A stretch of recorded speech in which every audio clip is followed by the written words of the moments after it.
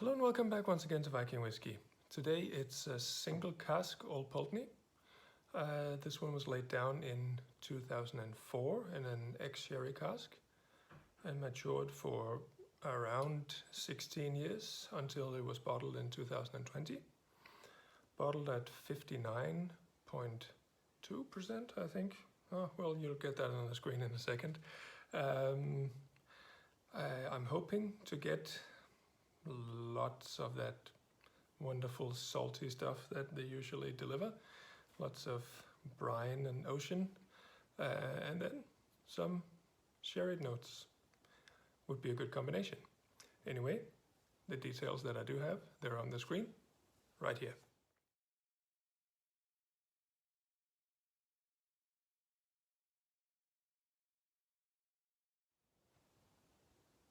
All right. Golden brown color.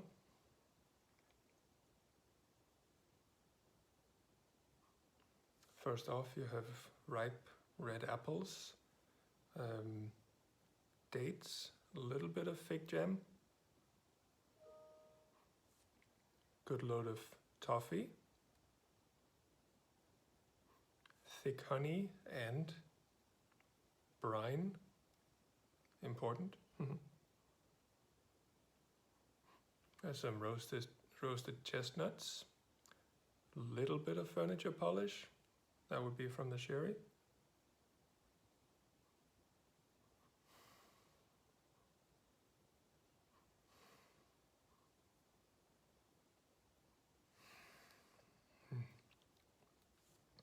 Getting more dried fruits here. It's turning a little more raisiny.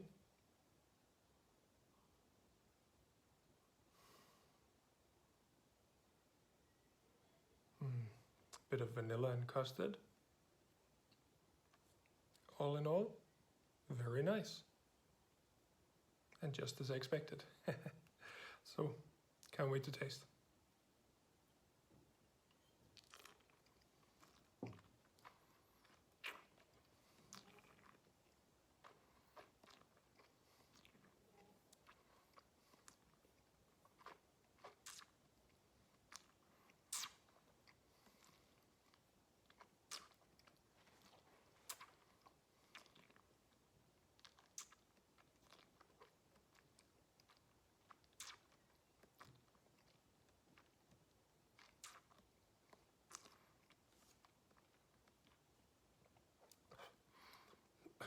All right, this one definitely packs a punch. Alcohol is really hot. Get a good burn, even a bit of chili pepper. Then you also get a lot of figs and dried fig jam. Some notes of charred wood, oak, freshly cut grass. There's some really that charred wood is very strong. I'm not particularly a fan of it being so overwhelming. And sweetness is quite low. So it's like you really seared some dates and some figs, raisins even, really seared them heavily in a pan. You got that burnt, crisp crust there. Even sort of seared cranberries, yeah. It's really that cranberry, acidic cranberry flavor. Here's hoping it turns a little bit better. Oh, and now the briny stuff is coming out, and that's very good, but it needs to work its way up. Oh, the nose is very nice right now.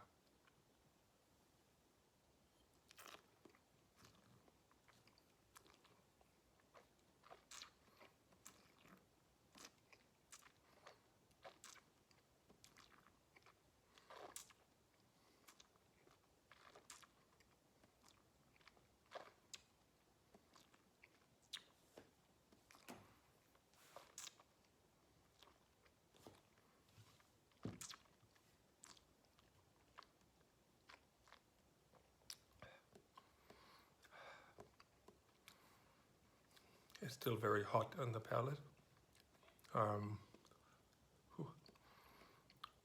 But now notes of glazed walnuts are coming out, and that's a very good note. A little more sweetness, and that would be just fantastic.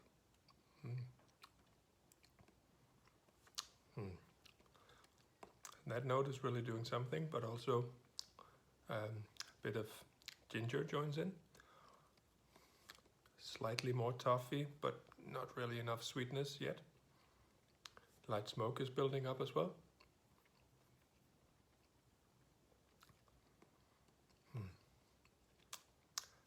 But it's a funny mix. It's going in all sorts of directions at the same time. Plus, the alcohol is really at a challenging level. Last one.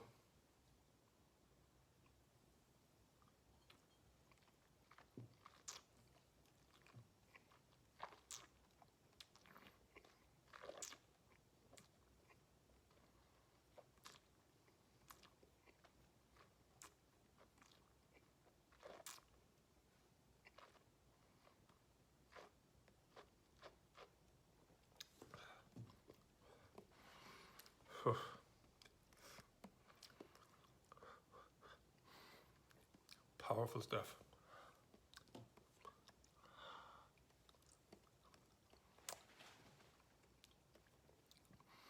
When I was chewing, it was really, really dry. At the same time, the alcohol burn was intense. But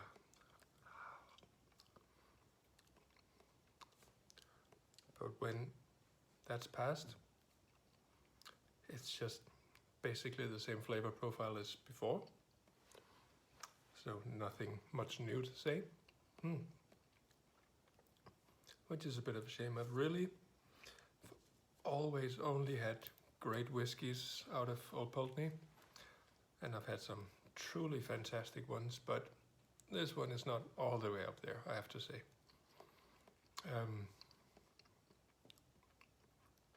It's a special flavor profile for sure, and different. So if you're just into exploring, this might be a very good one.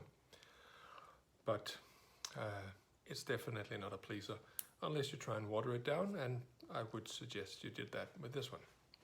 So, on the finish, light toffee, light smoke, light ginger,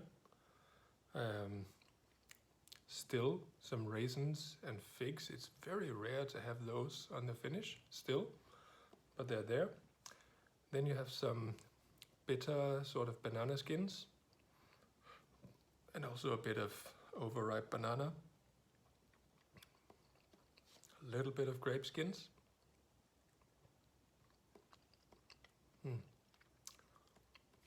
and a little bit of brine is still there. So, and also a little bit of that cranberry astringency. So, now for rating. Nose, very nice. It was very nice. It's gonna get a 90 on the nose. Taste-wise, a bit of a roller coaster. Interesting, for sure. It's gonna get extra points for that. But it's also gonna lose a few points for being that aggressive, and for not being super balanced. So it's gonna land on an 87.